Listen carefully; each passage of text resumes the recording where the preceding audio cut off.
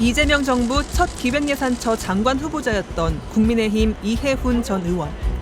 지명 철회의 결정적 사유는 아파트 부정 청약 의혹이었습니다. 이 전 의원은 재작년 신규 분양 아파트 중 강남 한복판의 고가 아파트 레미안 원펜타스 138제곱미터 세대를 당첨받았습니다. 이 아파트의 해당 면적 현재 추정 시세는 70억 원 이상. 이 전 의원은 36억 8천만 원에 분양받았기 때문에 거주 조건을 갖춘 뒤 팔면 단순 계산으로도 20억 원 이상의 시세 차익을 볼 수 있는 셈입니다. 여기에 청약가점을 높이기 위해 장남의 혼인신고까지 미뤄가며 부양가족에 포함시킨 사실이 드러나 공분을 샀습니다. 관계가 파경이 되면서 이 모든 게 이제 정신적인 압박과 스트레스 등등으로 굉장히 최악의 상황으로 치달아서 발병도 하고. 각종 편법과 불법으로 고가 아파트를 상대적으로 저렴한 시세에 분양받는 사례들은 끊이지 않고 있습니다. 아무나 연결해주지 않죠. 그렇게 만약 믿으면 우리가 진짜 친하고 하면 저희랑 거래를 하면 평균 10억 원 땅에다. 또 하나 중요한 사실, 시세 자체가 워낙 비싸다 보니 시세보다 낮아진 분양가 자체도 워낙 비싸 감당할 수 있는 세대 자체가 극히 제한적이라는 겁니다. 애초에 대다수의 집 없는 서민들에게는 분양가조차 엄두를 낼 수 없는 그야말로 그림의 떡인 셈입니다. 내 집 마련과 동시에 수억 원에서 수십억 원대의 시세 차이까지 노려볼 수 있어 또 하나의 로또라고 불리는 아파트 분양권. 신축 아파트를 분양할 때는 분양가 상한제를 적용하거나 신혼부부 특별공급 같은 형태로 일정 물량을 시세보다 싸게 공급합니다. 주택가격 안정, 그리고 집이 꼭 필요한 이들에게 우선 공급하기 위해 만들어진 제도지만 정말 그 취지에 맞게 운영되고 있을까요? 그 실태를 확인해봤습니다. 서울 서초구 반포동 한복판에 들어서는 레미안 트리니원. 506세대 규모로 올해 8월 입주를 앞두고 막바지 공사가 한창입니다. 강남권 노른자위 지역인 만큼 이 아파트의 분양가는 최소형인 59제곱미터가 19억 2천만 원, 84제곱미터형은 27억 원에 달합니다. 주변 아파트 시세는 비슷한 면적이 40억에서 70억 원 수준. 주변 시세와 비교하면 분명 저렴하지만 분양가 자체는 엄청난 고액입니다. 스트레이트 취재 결과 이 아파트를 신혼부부 특별공급으로 분양받은 건 모두 45세대. 이들의 분양자금 출처를 조사한 자료를 입수해 분석해봤습니다. 이 45세대 중 9세대를 제외한 36세대는 증여나 상속을 받아 분양자금을 조달한 것으로 밝혀졌습니다. 80%의 세대가 부모로부터 도움을 받아서 아파트 분양대금을 냈다는 얘기입니다. 10억 이상 증여나 상속받은 사람이 6명이었고 5억 이상 10억 이하 9명, 3억 이상 5억 이하 4명, 1억 이상 3억 이하 15명, 1억 미만은 2명이었습니다. 이해훈 전 후보자가 분양받아 유명해진 고가의 아파트 단지 서울 서초구의 레미안 원펜타스.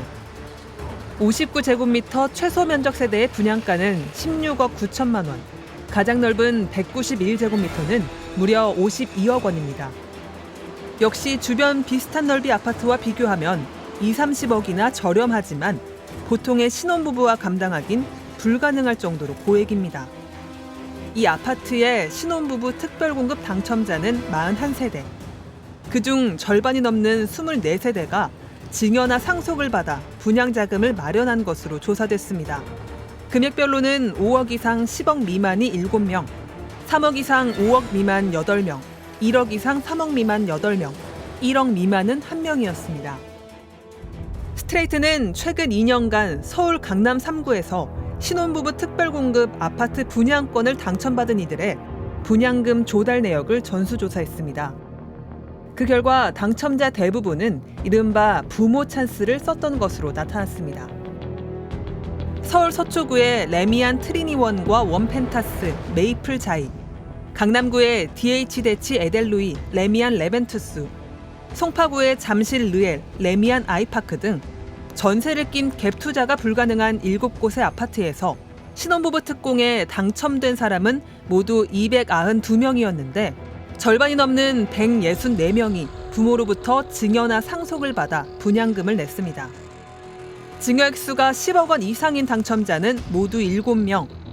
올해 29살인 1997년생 당첨자는 20여억 원의 분양대금 절반 이상을 증여로 채웠습니다. 당첨자 3명 중 1명이 90년대생이었고 90년대생 중에서는 70%가 증여를 받아 분양금을 마련했습니다. 증여를 받은 금액은 제출된 서류상으로는 1억 이상 3억 이하가 가장 많았는데 신혼부부의 경우 직계존속으로부터 부부 합산 총 3억 원까지 비과세로 증여받을 수 있다는 점이 영향을 미친 걸로 보입니다. 부의 대면올림으로 그 상속 증여를 통해서 자금을 마련하는데 거기에 또 절세까지 해서 강남 아파트를 특혜 분양받는 것은 국민들의 정서나 서민들에게 많은 박탈감을 주고 있기 때문에 분양가가 보통 20억 원 이상인 서울 강남권 아파트가 아니더라도 서울에서는 어떤 지역이든 아파트 분양가 자체가 신혼부부 스스로의 힘으로 감당할 수 있는 수준을 넘은 지 오래입니다. 지난달 결혼한 29살 김서연 씨. 서연 씨는 작년 5월 서울 구로구의 한 민간 분양 아파트 전용 면적 84제곱미터형에 당첨됐습니다. 결혼과 함께 내 집 마련에 성공했다는 기쁨도 잠시. 당장 1억 원의 계약금은 물론 12억 원에 달하는 분양대금 전체를 어떻게 마련해야 할지 막막했습니다. 완전히 부담이 됐어요. 근데 다들 걱정한 게 너 그 돈 갚을 수 있어? 너 진짜 그 12억이 있어? 남편과 함께 주택담보대출부터 신용대출까지 받을 수 있는 대출은 모두 받아 이른바 영끌을 했지만 7억 원에 달하는 중도금을 다 채울 수는 없었습니다. 결국 부모님의 도움을 받아 중도금을 냈습니다. 당첨됐다고 하니까 너무 부모님도 당황스러워했고 근데 이게 너무 아까운 기회고 또 서울이다 보니까 그래도 무리해서라도 들어가는 게 맞지 않나라고 생각을 해서 좀 부모님도 힘들게 좀 많이 도와주신 것 같아요. 부모님 도움까지 받았지만 아직도 3억 원의 잔금이 남은 상태. 2년 뒤 잔금을 내야 한다는 압박감에 한 푼이라도 더 벌기 위해 아르바이트도 시작했습니다. 지난해 서울에서 신규로 분양된 민간 아파트의 3.3제곱미터당 평균 분양가는 5,269만 원, 역대 최고치입니다. 국민평형으로 불리는 전용 면적 84제곱미터 아파트 분양가가 17억 원이 넘는다는 뜻입니다. 이 가격의 아파트를 분양받을 때 주택담보대출은 얼마나 받을 수 있을까요? 총부채 원리금 상환 비율 DSR과 담보 인정 비율 LTV 중 더 작은 값으로 결정되는데 청약 1순위에 해당하는 소득 기준 가구가 받을 수 있는 한도는 많아야 5, 6억 원입니다. 따라서 서울에서 국민평형 아파트를 분양받으려면 대출을 제외하고 10억 원이 넘는 돈이 있어야 합니다. 아파트 특별공급 중 가장 많은 양을 차지하는 신혼부부 특별공급 신청 자격 요건을 알아봤습니다. 혼인신고를 한 지 7년 이내, 월 수입이 도시근로자 평균소득 기준 100에서 160% 이하, 그리고 무주택자여야 합니다.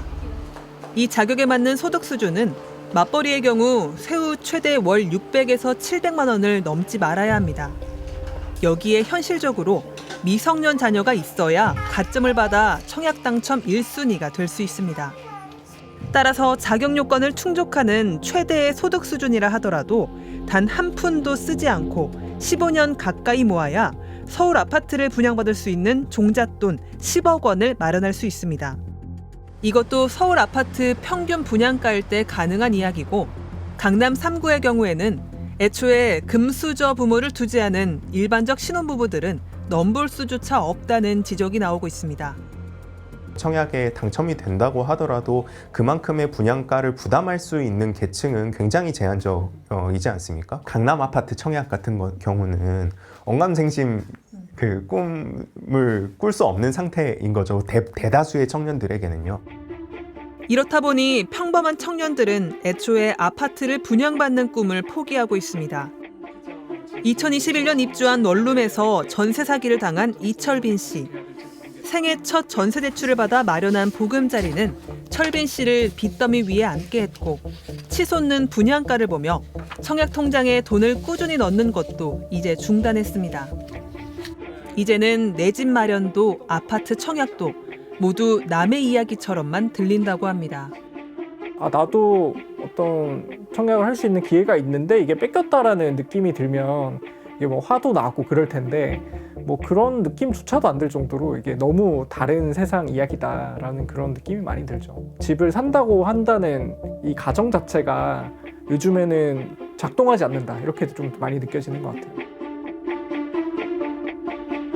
분양가 자체가 올라도 너무 올라버린 지금 아파트 분양, 특히 특별공급에서마저 서민들이 소외되고 있는 게 현실입니다.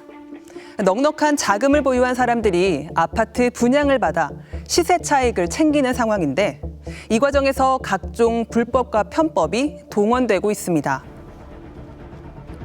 이런 부정청약은 적발하기도 쉽지 않은 데다 적발되더라도 대부분 솜방망이 처벌에 그쳐 집 없는 서민들을 더욱 허탈하게 만들고 있습니다. 지난 2024년 한 부동산 커뮤니티에 올라온 글입니다. 분양가 23억 원의 서울 서초구 원펜타스 아파트 분양권을 당첨받았는데 가진 돈이 4억 5천만 원뿐이니 19억 원을 투자해줄 사람을 찾는다는 내용입니다. 실거주 3년 조건을 채운 뒤 팔면 20억 원 가까운 차익이 가능하다면서 투자해줄 사람은 연락해달라는 내용이 적혀 있습니다. 실제로 이런 아파트 분양권을 둘러싼 음성적 거래가 성행한다는 건 손쉽게 확인할 수 있습니다. 스트레이트는 서울 강남권 아파트 분양권을 사게 해주겠다는 브로커를 접촉해 만났습니다. 아파트 분양 대금을 치를 돈은 있는데 당첨은 어려울 것 같다고 하자 브로커는 누군가를 소개해주겠다고 말합니다. 왜냐면 아파트 당첨될 수 있는 자격 조건인 사람들이 저희가 좀 많이 있어요. 저희한테 연락이 와요. 계약금이 없는데 어떡하냐고. 저희가 이제 강남에 시설을 연결을 해요.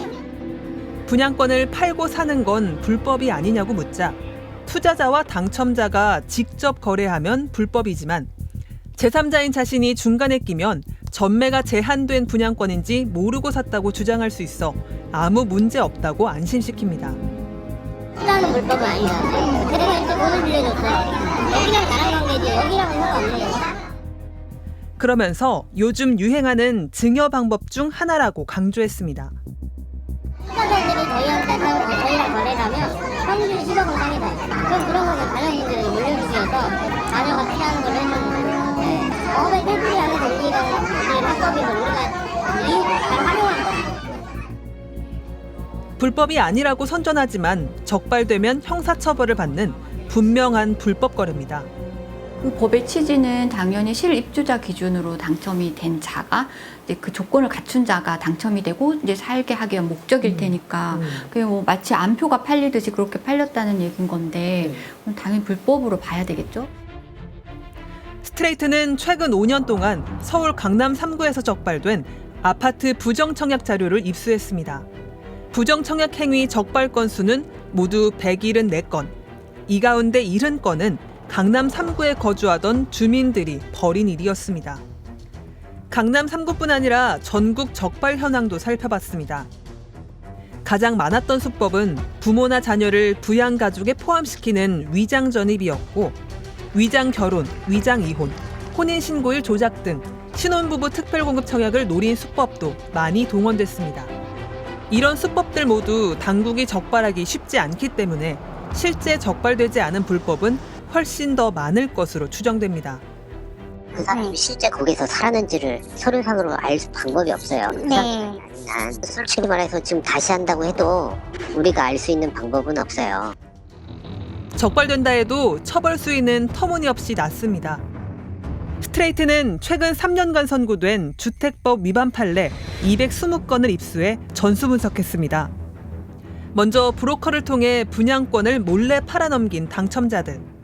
지난 2019년 투기 과열지구 아파트 분양권을 브로커를 통해 팔아넘긴 당첨자에게 벌금 500만 원이 선고되는 등 대부분 벌금 수백만 원에 그쳤습니다. 분양권 불법 거래를 주선한 브로커들도 마찬가지였습니다. 역시 대부분 벌금형에 그쳤고 횡령, 사문서 위조 등 다른 범죄를 함께 저질렀을 때에만 1년 이하의 징역형을 받았습니다. 마지막으로 브로커를 통해 당첨자의 분양권을 사들인 이들은 처벌받은 사례 자체가 극히 드물었습니다.